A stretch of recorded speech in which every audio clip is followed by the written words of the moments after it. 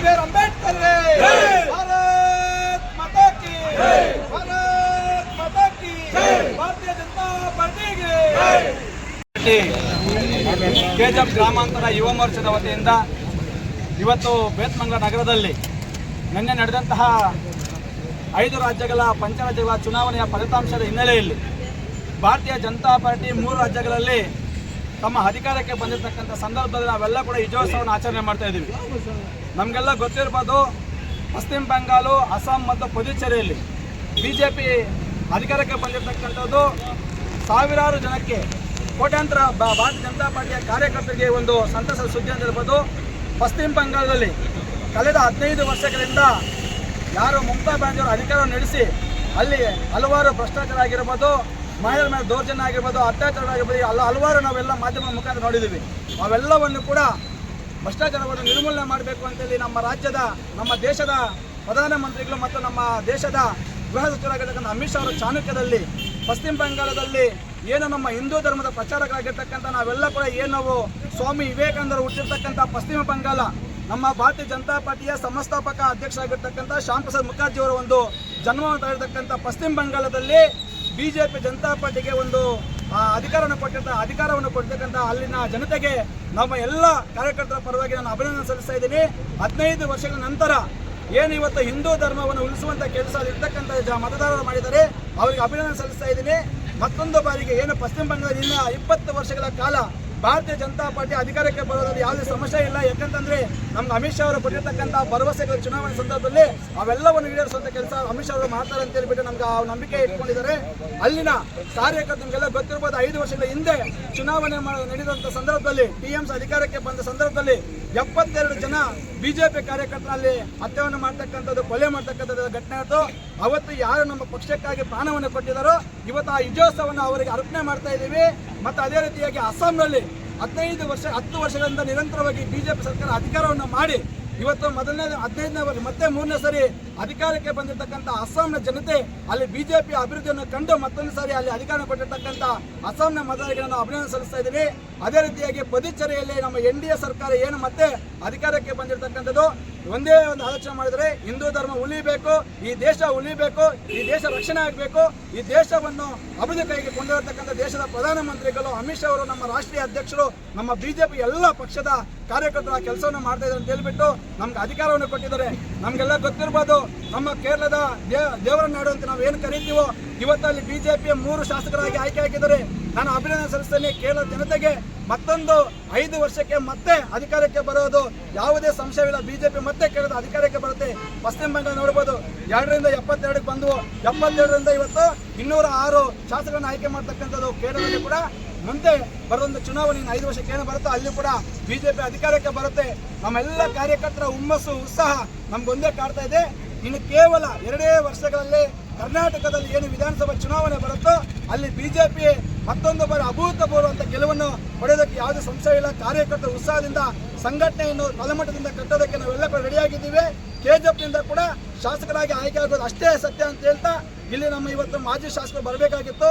ಬೇರೆ ರಾಜ್ಯದ ಕಾರ್ಯಕ್ರಮ ಇರೋದ್ರಿಂದ ಇವತ್ತು ಕಾರ್ಯಕರ್ತರು ಸೂಚನೆ ಕೊಟ್ಟರು. ಆ ಒಂದು ಅವರ ನೇತೃತ್ವದಲ್ಲಿ ನಮ್ಮ ಗ್ರಾಮಾಂತರ ಅಧ್ಯಕ್ಷ ಆಗಿರ್ತಕ್ಕಂಥ ಲಕ್ಷ್ಮೀ ಶರ್ಮರ ಅಧ್ಯಕ್ಷತೆಯಲ್ಲಿ ಇವತ್ತು ಯುವ ಮೋರ್ಚಾದ ವತಿಯಿಂದ ಇವತ್ತು ಜುಮ್ಮನ್ನು ಆಚರಣೆ ಮಾಡ್ತಾ ಇದ್ದೀವಿ. ನಮಗೆ ಮಾಧ್ಯಮ ಇಲಾಖೆ, ಪೊಲೀಸ್ ಇಲಾಖೆಯವರು ಸಹಕಾರ ಕೊಟ್ಟಿದ್ದಾರೆ. ನಿಮ್ಮೆಲ್ಲರಿಗೂ ಕೂಡ ಅಭಿನಂದನೆ ನಿಲ್ಲಿಸ್ತಾರೆ. ನನ್ನ ಮಾತನ್ನು ಮುಖ್ಯಮಂತ್ರಿ ಜೈ ಹಿಂದ್, ಜೈ ಕರ್ನಾಟಕ. ನಿನ್ನೆ ಬಂದ ಚುನಾವಣೆಯ ಫಲಿತಾಂಶ ತುಂಬ ವಿಜೃಂಭಣೆಯ ಫಲಿತಾಂಶ ಆಗಿದೆ. ಬಿಜೆಪಿ ಪಕ್ಷಕ್ಕೆ ನಮ್ಮ ಪ್ರಧಾನಮಂತ್ರಿಗಳ ಹಾಗೂ ಚುನಾವಣೆಯ ಚಾಣಕ್ಯ ಅಂತ ಕರೆಸಿಕೊಳ್ಳುವ ಅಮಿತ್ ಶಾಜಿ, ಅದೇ ರೀತಿ ನಮ್ಮ ರಾಷ್ಟ್ರಾಧ್ಯಕ್ಷರಾದ ನವೀನ್ ಅವರು ಇವರೆಲ್ಲರ ಮಾರ್ಗದರ್ಶನದಂತೆ ಚುನಾವಣೆಯಲ್ಲಿ 3 ರಾಜ್ಯಗಳಲ್ಲಿ ಬಹುಮತದೊಂದಿಗೆ ಜಯಗಳಿಸಿದ್ದೇವೆ. ಬಿಜೆಪಿ ಪಕ್ಷ ಅಧಿಕಾರದಲ್ಲಿ ಮುಂದುವರಿಯುತ್ತದೆ. ಈ ಒಂದು ಚುನಾವಣೆಯ ಫಲಿತಾಂಶ ಮುಂಬರುವ ಸಾರ್ವತ್ರಿಕ ಚುನಾವಣೆ 2028-29ರ ಕರ್ನಾಟಕ ರಾಜ್ಯಕ್ಕೆ ಚುನಾವಣೆಗೆ ದಿಕ್ಸೂಚಿಯಾಗಿದೆ. ಮೋದಿಗೆ, ಅಮಿತ್ ಶಾಗೆ, ಯಡಿಯೂರಪ್ಪಗೆ, ಚಂದ್ರಗೆ, ಬಲ ವೈ ಸಂಪಾಂಗಿಗೆ, ಬಲ ಭಾರತ್ ಮಾತಾಕ್ಕೆ. ಈ ಒಂದು ವಿಜಯೋತ್ಸವ ಪಶ್ಚಿಮ ಬಂಗಾಳದಲ್ಲಿ 15 ವರ್ಷಗಳ ಆಡಳಿತ ಮಾಡಿರ್ತಕ್ಕಂಥ ತೃಣಮೂಲ ಕಾಂಗ್ರೆಸ್ಗೆ ಬುದ್ಧಿಪಾಠ ನೀಡಿರ್ತಕ್ಕಂಥ ನಮ್ಮ ಚಾಣಕ್ಯರಾಗಿರುವ ನರೇಂದ್ರ ಮೋದಿ ಅವರು, ಅಮಿತ್ ಶಾ ಅವರ ನೇತೃತ್ವದಲ್ಲಿ 50 ವರ್ಷಗಳ ಇತಿಹಾಸದಲ್ಲಿ ಮೊಟ್ಟ ಮೊದಲ ಬಾರಿಗೆ ಬಿಜೆಪಿ ಧ್ವಜವನ್ನು ಪಶ್ಚಿಮ ಬಂಗಾಳದಲ್ಲಿ ಹಾರಿಸಲಾಗಿದೆ. ಅದೇ ಥರ ಅಸ್ಸಾಂನಲ್ಲಿ 3ನೇ ಬಾರಿಗೆ ಬಿಜೆಪಿ ಚುಕ್ಕಾಣಿ ನೀಡಿದೆ. ಅದೇ ಥರ ಪಾಂಡಿಚೇರಿಯಲ್ಲೂ ಸಹ ಎನ್ಡಿಎ ಸರ್ಕಾರ ಅಧಿಕಾರಕ್ಕೆ 2ನೇ ಸಲ ಬಂದಿದೆ. ಈ ಒಂದು ಸಂದರ್ಭದಲ್ಲಿ ಕೆಜೆಎಫ್ ಗ್ರಾಮಾಂತರ ಭಾಗದಲ್ಲಿ ಬೇಸಮಂಗಲದಲ್ಲಿ ಎಲ್ಲ ಬಿಜೆಪಿ ಕಾರ್ಯಕರ್ತರು ಈ ಒಂದು ವಿಜಯೋತ್ಸವವನ್ನು ಆಚರಿಸ್ತಾ ಇದ್ದೀವಿ.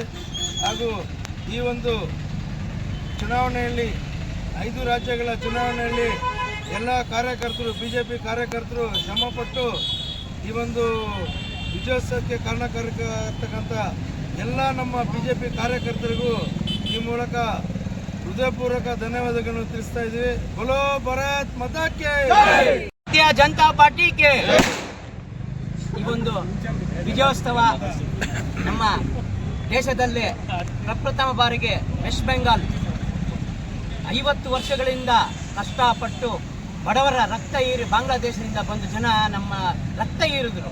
ಆ ಒಂದು ನಿದರ್ಶನ ಇವತ್ತೊಂದು ದಿವಸ ನಮಗೆ ಒಳ್ಳೆ ಅಧಿಕಾರವನ್ನು ಕೊಟ್ಟಿದೆ ಈ ಒಂದು ನಮ್ಮ ಬಿಜೆಪಿ ಕಾರ್ಯಕರ್ತರು. ಈ ಕಾರ್ಯಕರ್ತರಿಂದ ವೆಸ್ಟ್ ಬೆಂಗಾಲನ್ನು ನಾವು ಗೆದ್ದಿದ್ದೀವಿ. ಅದೇ ರೀತಿಯಾಗಿ ನಾವು ಅಸ್ಸಾಮಲ್ಲಿ 3ನೇ ಬಾರಿ ಅಧಿಕಾರ ನೀಡಿದ್ದೀವಿ.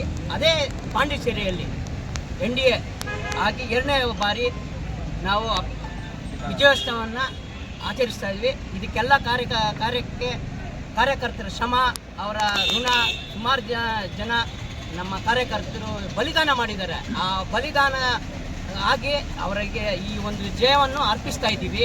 ಬೋಲೋ ಭಾರತ್ ಮಾತಾ ಕಿ ಜೈ.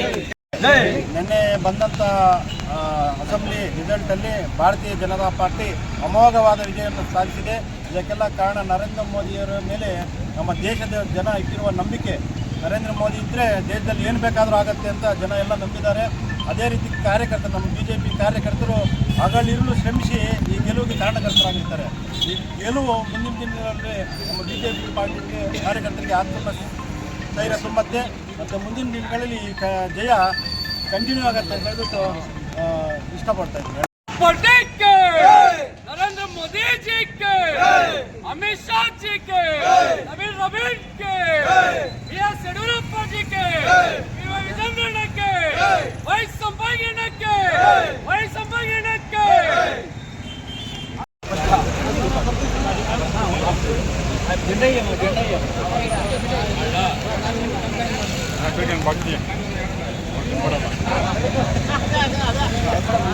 ಒಂದು ಬಾಕಿ ಏನಪ್ಪ